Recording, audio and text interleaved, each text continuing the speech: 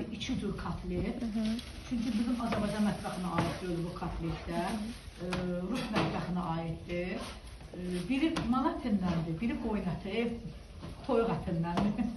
Toyuq ətinin içinə biri göbələklə pendir olacaq, biri də vetçinə pendir olacaq içi.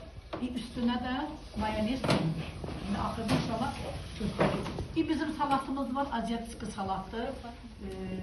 Badımcandır, xiyardır, pomidordur, soğandır, sarımsaqdır, yaşıl bibərdir, qırmızı bibərdir, sarı bibərdir, yəni bibərlər hamısı və göyərtilər.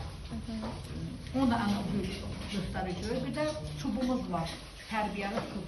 Biraz adı gülməli də olsa, yəni bizim mətbəx aiddir burada. O da hindi güzeldir, köçdür. İşte bulyonludur, köçdür, katoşkadır, cöyərtidir, qatıqdır, yumurtanın sarısı olur. Hamısı mən burada oldu.